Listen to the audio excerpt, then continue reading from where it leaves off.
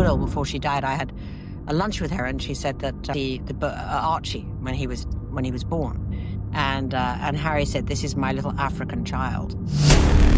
A respected journalist, a dying legend, and one explosive claim that Harry and Meghan are desperate to bury.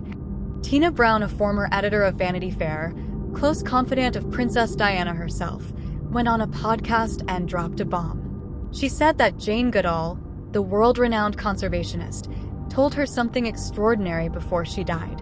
That Prince Harry, the man who accused his own family of racism on global television, called his son Archie his little African child.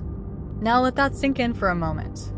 The same man who sat next to Meghan Markle in that Oprah interview, the same man who allowed his wife to insinuate that members of the royal family had concerns about how dark Archie's skin would be. That man allegedly used those exact kinds of terms himself. And Harry said, "This is my little African child. It's going to be my child who, essentially, we're going, wild child, essentially, they were going to have." But wait, it gets better. Because when this story broke, Harry's team went nuclear. Not just a denial, a meltdown. The Duke of Sussex has never said anything remotely resembling what has been claimed. Tina Brown knows exactly what she's doing by inventing these words and attributing them to a highly respected woman who is deceased and unable to correct the record. Never said anything remotely resembling it? Really, Harry? Really?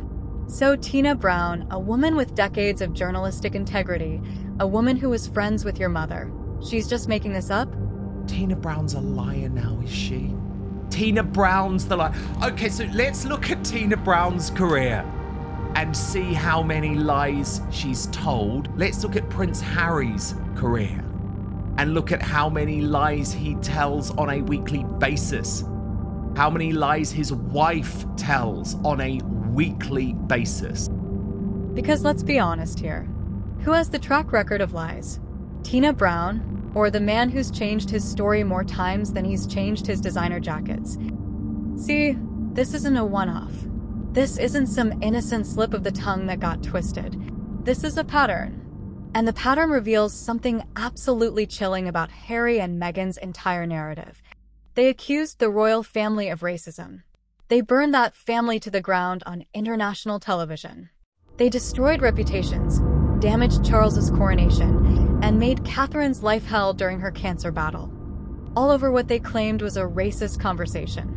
Cut to Oprah interview clip. Meghan's face, slow zoom. Harry alone, with the modern generation, is the one that's been caught out being racist and saying ignorant things multiple times. Multiple times.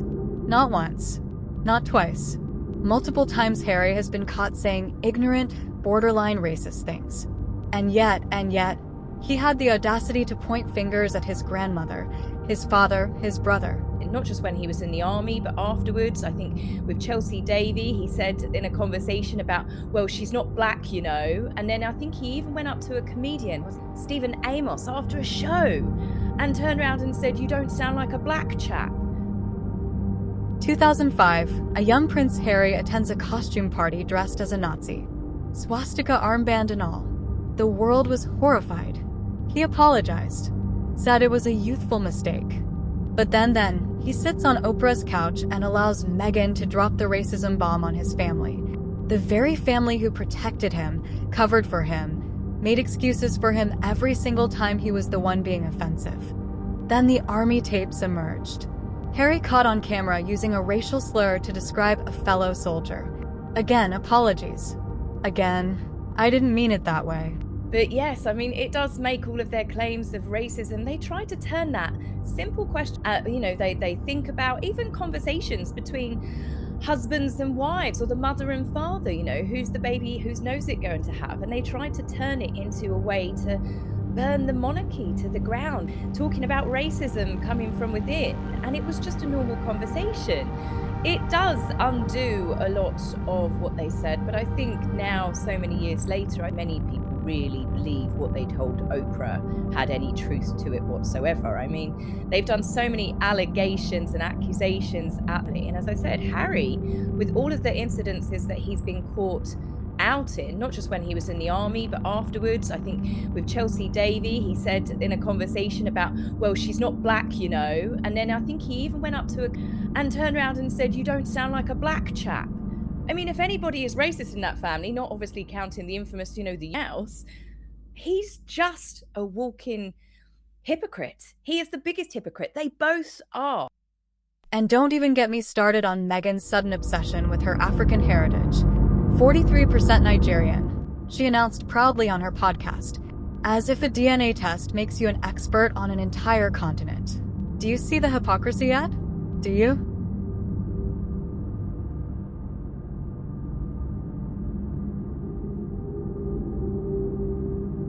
Now here's where it gets really dark.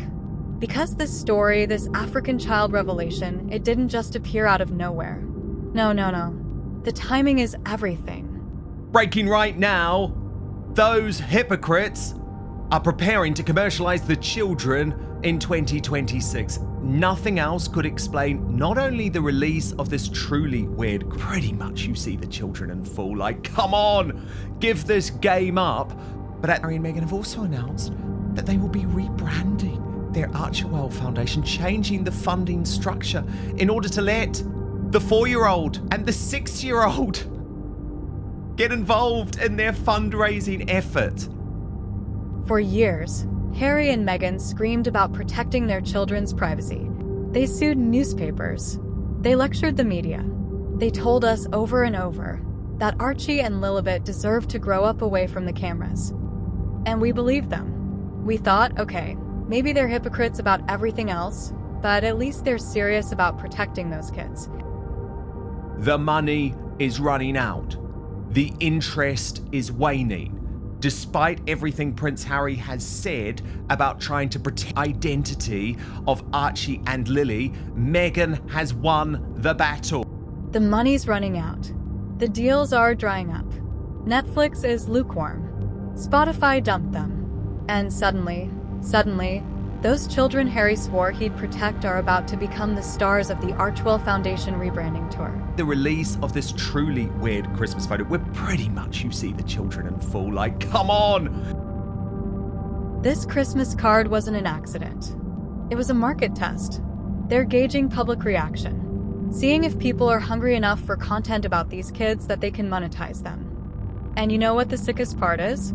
Harry wrote an entire book about how much he hated being exploited as a child, how the media ruined his childhood, how he'd never let that happen to his own children.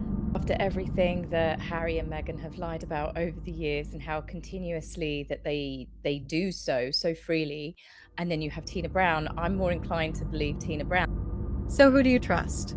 The man who's lied about his father, lied about his brother, lied about conversations that never happened the way he claimed? Or a respected journalist with nothing to gain and everything to lose by making this up? The mask is slipping, and underneath, there's nothing but dollar signs and desperation. Let's talk about Africa, because this is where the whole thing unravels. This is where Harry's obsession, his jealousy, and Meghan's manipulation all come crashing together in one twisted mess. Harry's always been obsessed with Africa. It was his escape, his happy place. The one thing that was his and not William's. Willie. Africa was his thing, he said, and he had the right to say this, or felt he did. He was the heir. It was ever in his power to veto my thing, and he had every intention of exercising, even flexing, that veto power. We'd had some real rows about it. After a friend suggested they could both pursue projects in Africa, Harry said Willie had a fit because rhinos, elephants, that's mine. Listen to that. Listen to the jealousy dripping from every word. Willie had Africa first, so Harry had to claim it harder. Had to make it his thing. Had to prove he loved it more, cared about it more, belonged to it more. And what better way to stake that claim than by calling his own mixed-race son his African child? You can imagine that is why he also decided to label Archie the Africa child, because it was something that he had over William, because of course William's children were English. Something I'm sure he's actually very proud of. But here's the thing. Meghan sold Harry a lie. She played the role of the woman who'd love Africa, who'd camp under the stars, who'd live that off-the-grid life with him. And Harry, desperate and broken, believed her. Until they got to Montecito. Until the mansion and the deals and the celebrity friends became more important. Until Meghan showed him exactly who she really was. And now they're trapped. Trapped in their own lies. Trapped in a narrative they can't control anymore. They lied about Charles cutting them off financially. They lied about the security situation. They lied about the reasons they left. They lied about Meghan's relationship with her father. They lied about the bridesmaid dress incident. They lied about who made who cry.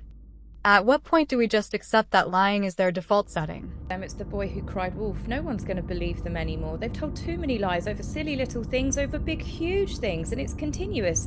It's that expression, if the lips are moving, then someone's still lying. I mean, it is unbelievable. The boy who cried wolf. That's what Harry's become. He screamed racism so loud for so long that when the truth about his own behavior comes out, nobody believes his denials. They accused King Charles of racism. They accused Catherine of racism. They accused an entire institution of systemic racism. But the only documented racist behavior from the modern generation of royals? It all comes from Harry. The slurs, the costume, the jokes. And now, allegedly, are reducing his own son to a racial identifier. And those kids? Archie and Lilibet? They're about to pay the price. Because when you've run out of content, when the deals are dying, when nobody cares about your luxury lifestyle anymore, you sell the only thing people still want to see.